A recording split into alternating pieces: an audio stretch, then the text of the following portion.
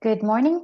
We are back here at our joint warfighting session, and our next presenter is with Kinnami Software Corporation, and we have Jim Burke giving his presentation. Go for it. Thank you so much. So, everybody, if you see my name, it says Sajeesh Krishnan, who is our CEO. Unfortunately, he couldn't make it today. So you have me instead, and I'm Business Development Director for Kinnami. And what we do at Kinnami is we provide resilient hybrid data fabric specifically designed to address the problems at the computing edge. So let's just talk a little bit about the problem. So we have all of this data and these devices growing at the edge. It's growing exponentially, coming from all different sorts of resources. So cars, satellites, drones, IoT devices, etc. As a matter of fact, I saw a statistic that is gobsmacking that 93% of the data in the world will be generated in the next 10 years.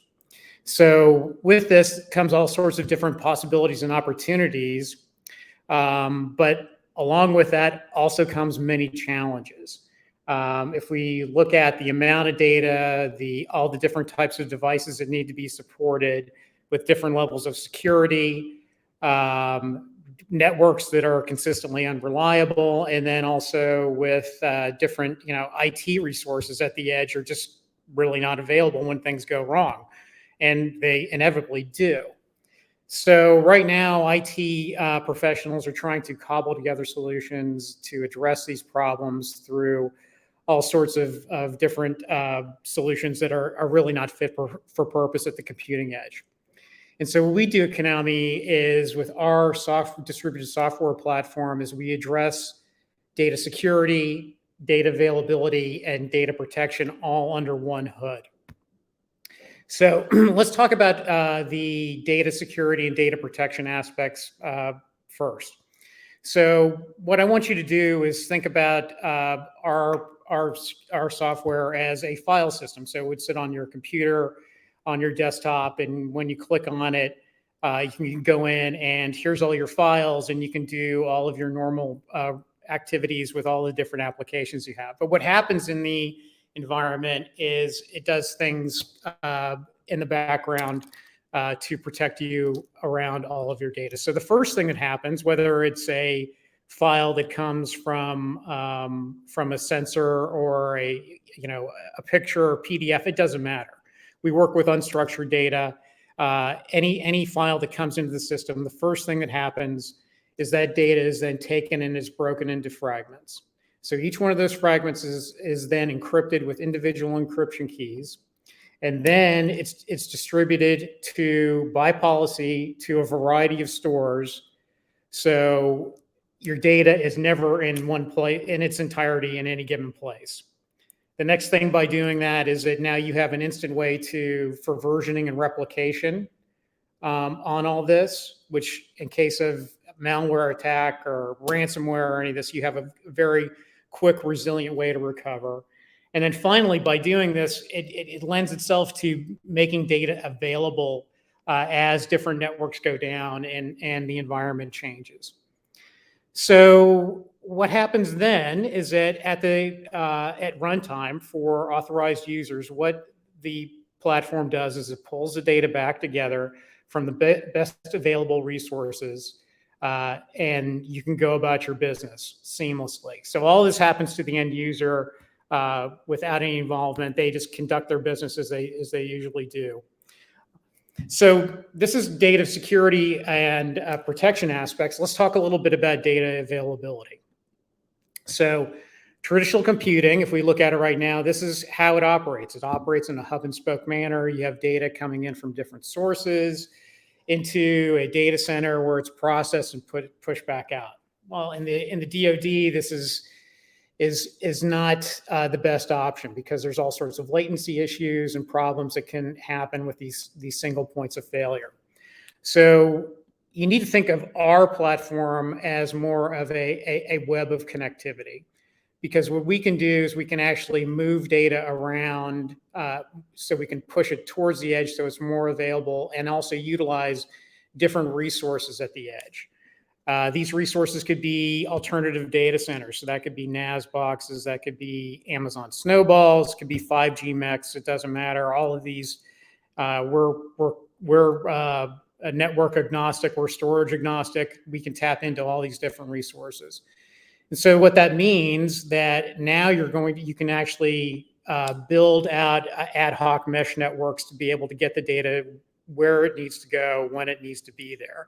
And this includes even peer-to-peer communication. So that can be drone to drone, car to car, ground agent to ground agent, it doesn't matter.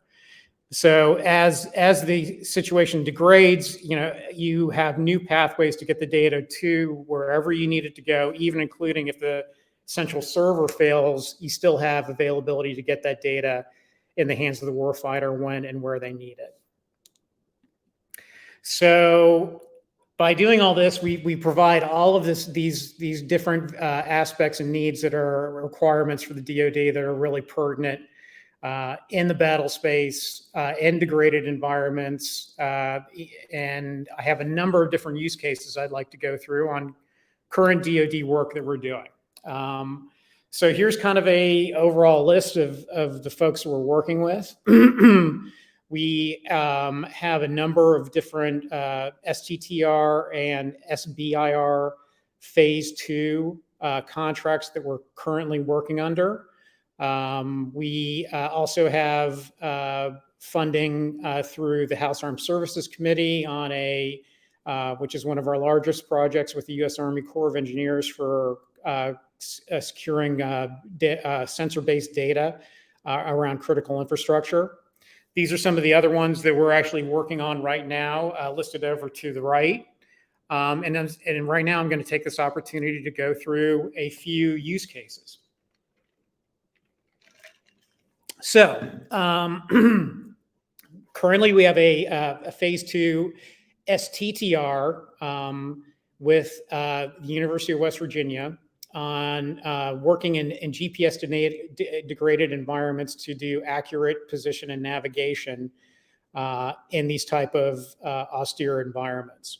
So right now, if you were working with Combat Search and Rescue, the 563rd out of Davis-Moton, and right now all of their different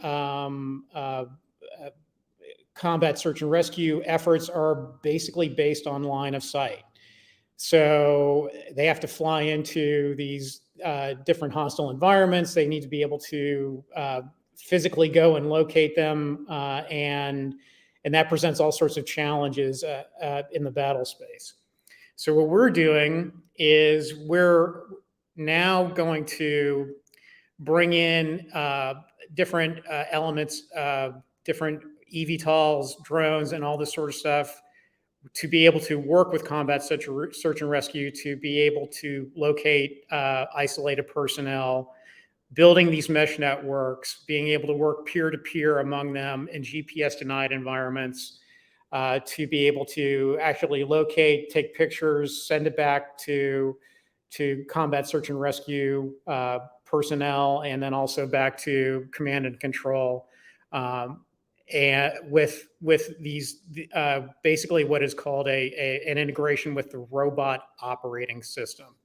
So currently we're in the process of working with West Virginia and the 563rd to do this integration on the robot operating system. We have plans, and in fact they've actually we just received 2 weeks ago an add-on project with this through the SBIR. To do an integration with ATAC systems to be able to hop data ATAC to ATAC for ground pararescue personnel, as well as being able to work on collecting secure biometric data from a warfighter, an isolated personnel that may have been injured, to understand what their situational awareness around their condition. This is an add-on project that we just recently received. We're really excited about. So, so here's this is one of our biggest projects. This is with the U.S. Army Corps of Engineers. We're also working with the University of Nebraska on data fabric for monitoring critical infrastructure in the United States. This is actually starting with bridges to be able to start collecting this data, being able to successfully collect, process, and share this data across a number of different entities. This could be obviously with the Army.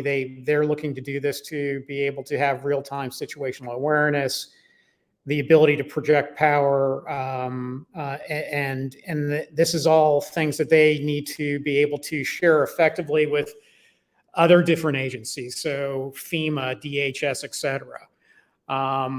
So this is a project that it's a 5-year project. It's funded through the House Armed Services Committee. We just got our second round of tranche of funding for fiscal year 22 on this project.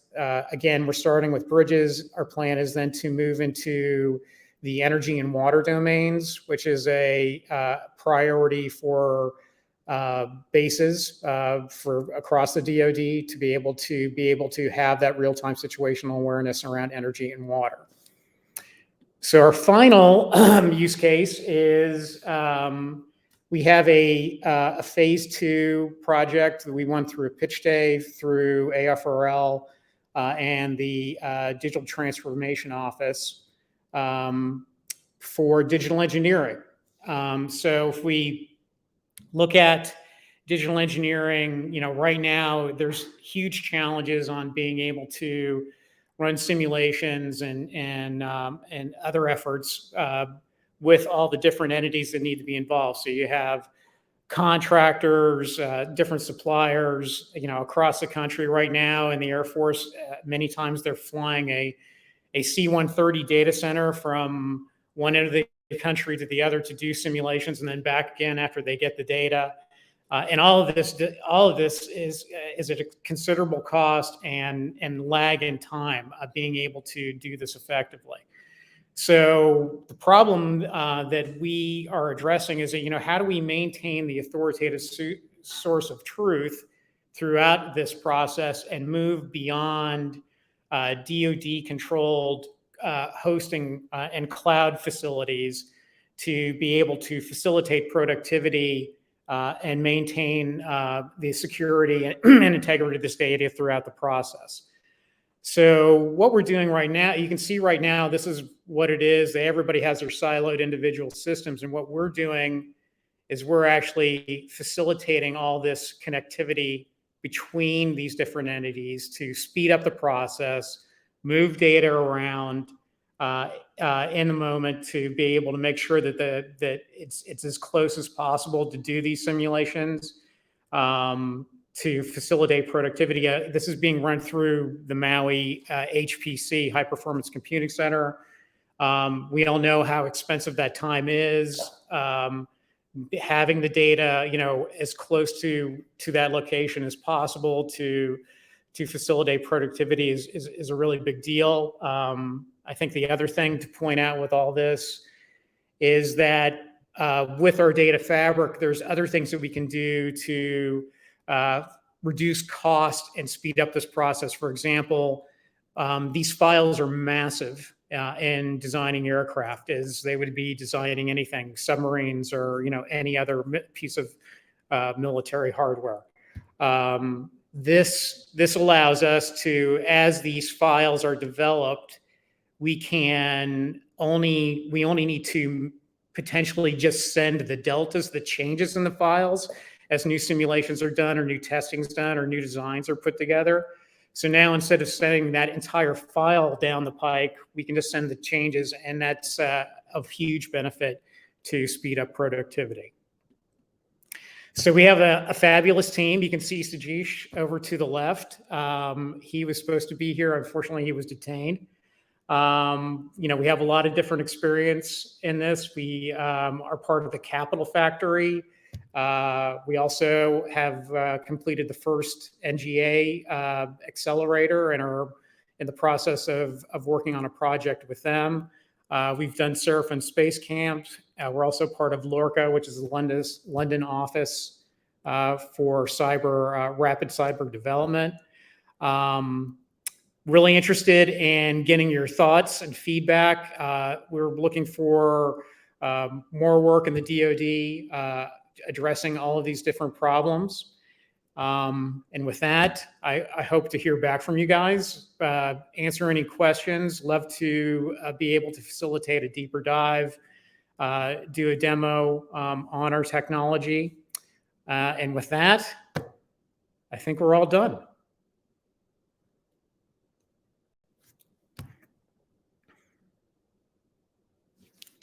Thank you very much, Jim. And with this, we will conclude this session, and we will start our next session at 11:10.